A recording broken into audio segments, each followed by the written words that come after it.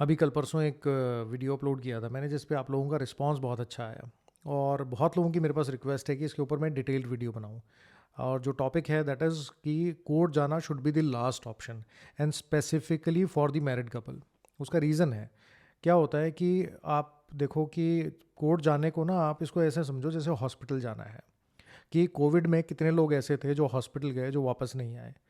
Married couple के साथ भी यही होता है कि अगर बाई चांस आप हस्बैंड वाइफ में से कोई एक बार कोर्ट का दरवाज़ा खटखटा दे, तो उसमें से कितने लोग अपनी शादी को वापस बचा के अपनी लाइफ को एक दूसरे के साथ कंटिन्यू कर पाएंगे, वो परसेंटेज बहुत कम है। बहुत 95% से ज़्यादा जो चांसेस हैं वो ये होंगे कि आपका जो डाइवोर्स है वो डाइवोर्स में कन्वर्ट हो जाएगी चीज़ें, और कल की डेट में आप लोग जो है एक दूसरे से अलग ही रहोगे, क्योंकि ईगो क्लैश होती है, अलग अलग लोगों का दिमाग चल रहा होता है। फैमिली वाले सपोर्ट नहीं करते हैं, कहते हैं हमने तो पहले ही बोला था। बहुत बहुत सारी सिचुएशन है। लेकिन बहुत बार ऐसा भी होता है कि जब वाइफ अपने हस्बैंड को छोड़ के अपने मायके में जाके रहना शुरू कर देती है, तो कई बार 2 महीने, 6 महीने, साल भर, 2 2 साल तक अपने घर पे रहती है। इस सिचुएशन में जब हस्बैंड किसी लॉयर के पास जाता है, तो एडवोकेट कहते हैं छूटते कि भाई सेक्शन 9 RCR की जो पिटीशन है that is restitution of conjugal rights, वो फाइल कर देते हैं। क्योंकि हम कोर्ट के थ्रू आपकी वाइफ को ये बताएंगे कि आपको मेरे साथ आना है और हम साथ में रह के अपना जो जीवन है उसको व्यतीत करते हैं। लेकिन एज सून एज लॉयर की एंट्री हुई और आप कोर्ट में आपने फाइल कर दिया, तो अब वो उस पिटीशन को लेके आपकी वाइफ किसी दूसरे लॉयर के पास जाएंगी। वो कहेंगे कि हमें तो लड़ना पड़ेगा।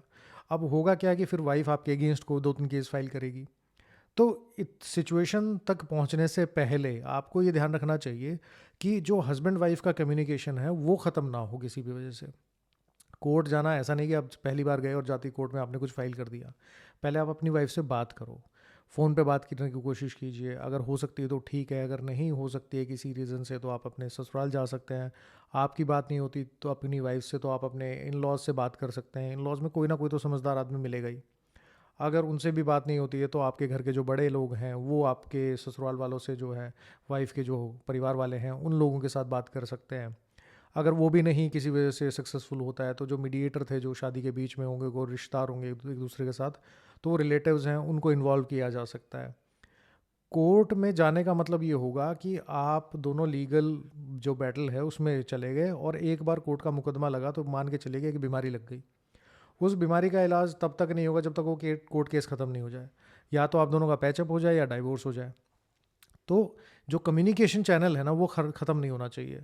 और बहुत बार ऐसा होता है कि हस्बैंड वाइफ की आपस की तो कोई लड़ाई नहीं होती है, तो या तो कोई वाइफ के कान भर रहा होता है या हस्बैंड के कान भर रहे होते हैं, या फिर उनमें से कहते हैं कि तेरे परिवार वाले ने ऐसा कर दिया और उसके परिवार वाले ने ऐसा कर दिया। बहुत छोटी छोटी बातें जो होती है ना वो बड़ी होती चली जाती हैं।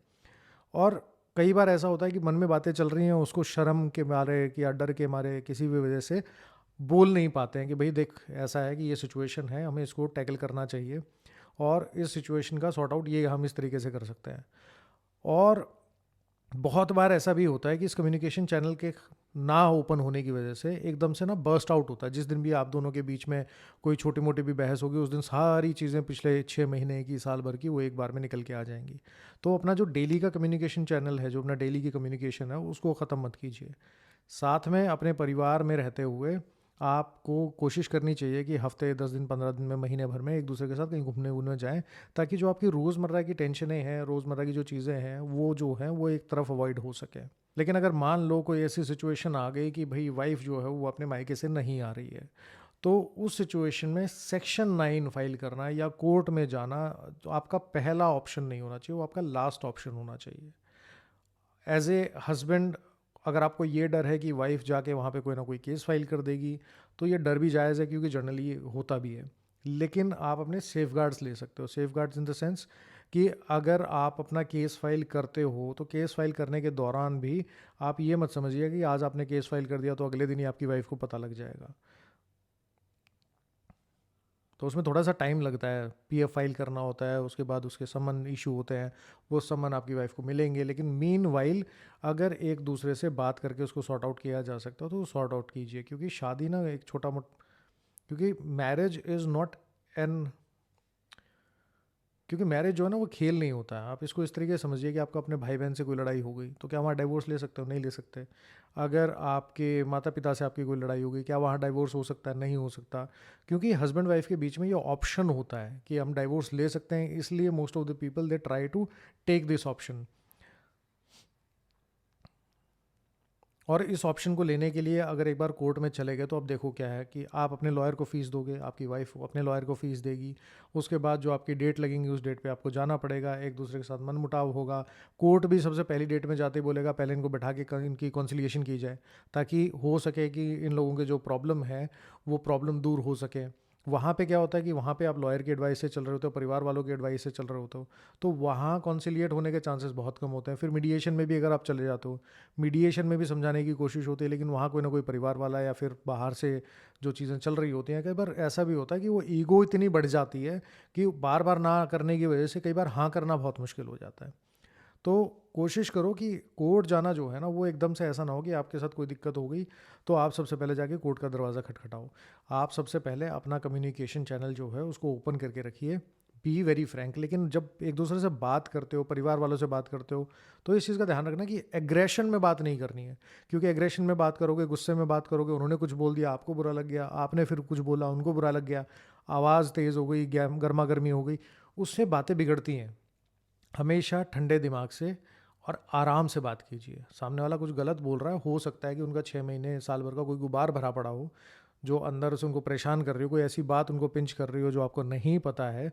तो आप दूसरे के जो पर्सपेक्टिव है उसको समझने की कोशिश कीजिए। और जहाँ तक फीमेल्स की बात है तो यार देख, बड़ी सिंपल सी बात है कि फीमेल्स को भी ये लगता है कि मैं अपने ससुराल में जाके ना बहुत कॉम्प्रोमाइज़ कर रही हूँ, ये लोग तो बिल्कुल नहीं सुनते, अलग अलग अलग चीज़ें हैं, ये ताने मारते रहते हैं। देखो ऐसा होता है कि शुरुआत में चीज़ें जो है ना आपको बुरी लगेंगी, बहुत सारी होती हैं, बहुत सारी बातें बोलने का तरीका अलग होता है परिवार में। अगर वाइफ़ को किसी परिवार में एडजस्ट करना होता है तो इसका मतलब ये नहीं है कि परिवार वाले भी वाइफ़ के साथ एडजस्ट नहीं कर रहे हैं। हाँ, ये है कि वहाँ काफ़ी सारे लोग एक साथ होते हैं और उसी जगह में पले बड़े होते हैं, उनके डेली की दिनचर्या एक अलग तरह से ढली हुई होती है, तो उनको चेंज करना थोड़ा मुश्किल होता है। इसलिए कहते हैं कि वाइफ़ को थोड़ा सा एफर्ट ज़्यादा देना पड़ता है। लेकिन एक बार उस चीज़ में ढल जाते हैं तो फिर उसके बाद सब बराबर।